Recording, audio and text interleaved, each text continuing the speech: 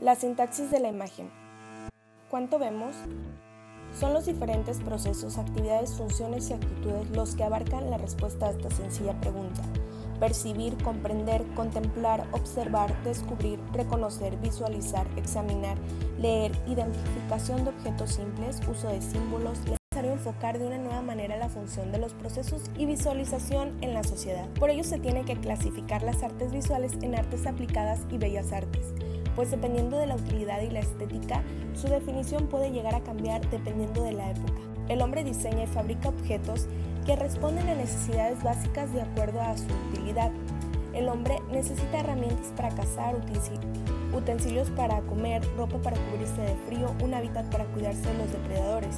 Sin embargo, en este campo del diseño y la fabricación para necesidades sencillas, no solo se aprende a producir, sino también mediante la decoración dan una expresión individual y única a su trabajo.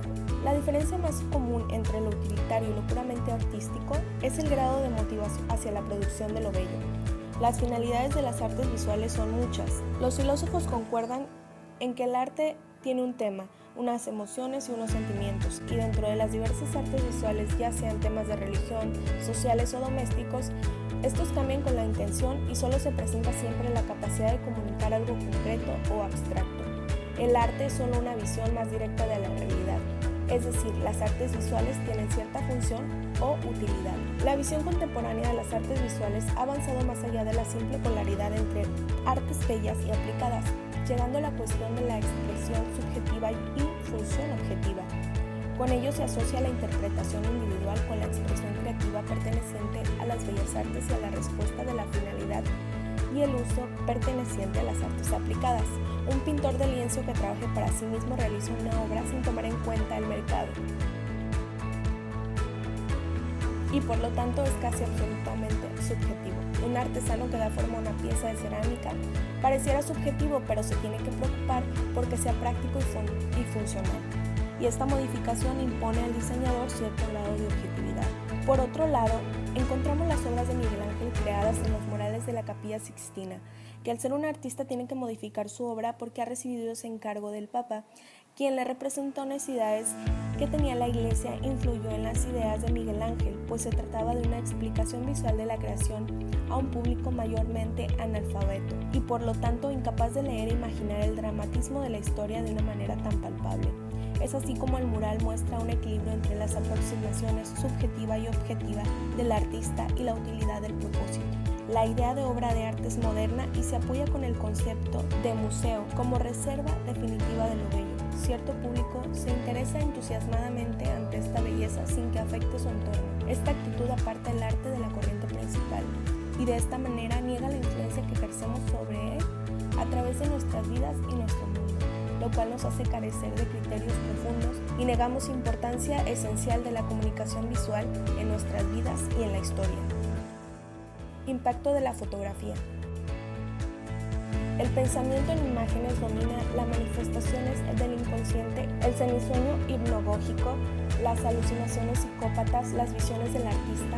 Experimentamos lo que está ocurriendo de una manera directa, descubrimos algo que nunca habíamos percibido o posiblemente ni siquiera mirado. Nos hacemos conscientes a través de una serie de experiencias visuales de algo que eventualmente llegamos a reconocer y saber. Contemplamos cambios mediante la observación paciente. Tanto la palabra como el proceso de la vista han llegado a tener implicaciones mucho más amplias. Ver ha llegado a significar comprender. Expandir nuestra capacidad de ver significa expandir nuestra capacidad de comprender un mensaje visual y lo que es aún más importante, de elaborar un mensaje visual. La visión incluye algo más que el hecho físico de ver o que se nos muestre algo. Es parte integrante del proceso de comunicación que engloba todas las consideraciones de las bellas artes, las artes aplicadas, la expresión subjetiva, todas las consideraciones de las bellas artes, las artes aplicadas, la expresión subjetiva y la respuesta a un propósito funcional. Alfabetidad visual. El mayor peligro que puede presentarse en el desarrollo de una aproximación a la alfabetidad visual es intentar sobredefinirla. Nos exige construir un sistema básico para el aprendizaje, la definición, la creación y la comprensión de mensajes visuales. La existencia del lenguaje, modo de comunicación que tiene una estructura comparativamente muy organizada. Todos los sistemas de símbolos son invención del hombre y los sistemas del símbolo que denominamos mensaje son invenciones o refinamientos de lo que en otro tiempo fueron percepciones del objeto dentro de una mentalidad basada en la imagen. Por ejemplo, los números son sustitutos en un sistema único de información, y lo mismo ocurre con las notas musicales. Por ejemplo, los números son sustitutos en un sistema único de información, y lo mismo ocurre con las notas musicales. Hay más de 3.000 lenguas, independientes y distintas, que se usan hoy en el mundo. Los lenguajes son conjuntos lógicos, pero ninguna sencillez de este tipo puede describirse a la comprensión visual. La palabra alfabetividad es conjunción con la palabra visual, tiene una enorme importancia. La vista es natural, hacer y comprender mensajes visuales es natural también hasta cierto punto. Mucha comunicación visual se ha dejado en manos de la intuición y el azar. La utilización de métodos visuales en la enseñanza carece de rigor y de fines claros. En muchos casos se bombardea a los estudiantes con ayudas visuales, diapositivas, películas, artificios audiovisuales, etc. ¿Cómo llegamos a este punto muerto? Entre todos los medios de comunicación humana, el visual es el único que no tiene régimen ni metodología, ni un solo sistema con criterios explícitos para su expresión o comprensión. Una aproximación a la alfabetidad visual. La alfabetidad visual la hemos de buscar en muchos lugares y de muchas maneras, en las técnicas de formación de artesanos, en la teoría psicológica, en la naturaleza y en el funcionamiento fisiológico del propio organismo humano. Captamos la información visual de muchas maneras. Las fuerzas perceptivas y kinestésicas de naturaleza fisiológica son vitales para el proceso visual. La oscuridad o los movimientos bruscos son factores importantes para nuestro modo de recibir e interpretar los mensajes visuales, que estas respuestas son naturales y actúan sin esfuerzo. No tenemos que estudiarlas, pero están influidas y posiblemente modificadas por estados psicológicos del ánimo. El proceso es muy individual en cada uno de nosotros. El control de la mente viene frecuentemente programado por las costumbres sociales. El individuo que crece en el mundo moderno, occidental, está predispuesto a aceptar las técnicas de la perspectiva que presenta un mundo sintético y tridimensional mediante la pintura y la fotografía, medios que en realidad son planos y bidimensionales. El arte de los esquimales constituye el mejor ejemplo de esto. El artista esquimal se toma unas grandes libertades con los elementos verticales. La característica dominante de la sintaxis visual es su complejidad, pero la complejidad no impide la definición. Una cosa cierta es que la alfabetidad visual nunca podrá ser un sistema lógico tan neto como el del lenguaje. Los lenguajes son sistemas construidos por el hombre para codificar, almacenar y descodificar informaciones. Por tanto, su estructura tiene una lógica que la alfabetidad visual es incapaz de alcanzar. Algunas características de los mensajes visuales. Es perfectamente comprensible la propensión a conectar la estructura verbal con la visual. Una de las razones es natural. Los datos visuales presentan tres niveles de distintivos e individuales. El input visual, que consiste en una mirada de sistemas de símbolos.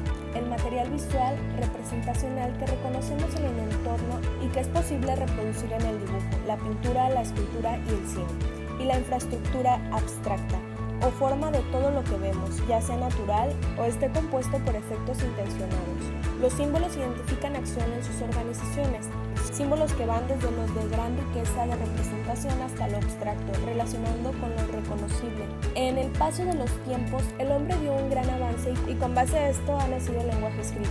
Sin embargo, incluso cuando existen como componente principal del modo visual, los símbolos funcionan de diferente manera que en el lenguaje y, de hecho, por comprensible y hasta tentador que pueda resultar, el intento de encontrar unos criterios para la alfabetidad visual en la estructura del lenguaje sencillamente no tiene éxito. Sin embargo, los símbolos como fuerza dentro de la alfabetidad visual tienen una importancia y viabilidad muy grandes. El nivel representacional de la inteligencia visual está gobernado intensamente por la experiencia directa que va más allá de la percepción.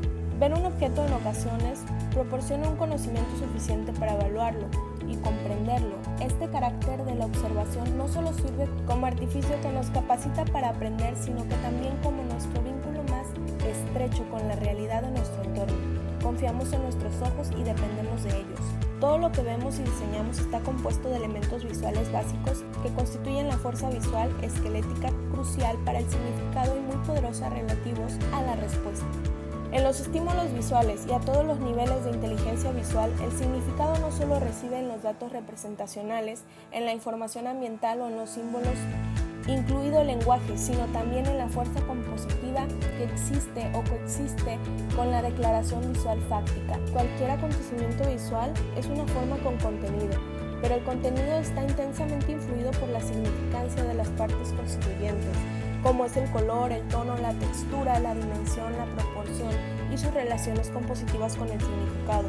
Es preciso examinar todos estos distintivos componentes del proceso visual en su forma más simple, a partir de los cuales proyectan y expresan todas las variedades de declaraciones visuales y objetos, entornos y experiencias. El punto o unidad visual mínima, señalizador y marcador del espacio.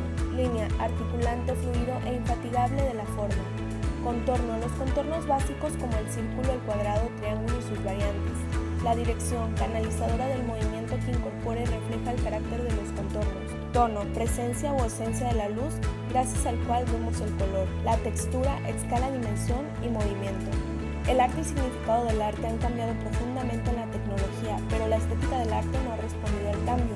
Más bien ha ocurrido lo contrario, la estética del arte se ha ido fijando cada vez más a medida del carácter de las artes visuales y su relación con la sociedad ha cambiado espectacularmente. El resultado es la idea difusa de que las artes visuales constituyen exclusivamente el reino de la institución subjetiva, juicio tan superficial como lo sería el énfasis excesivo en el significado literal.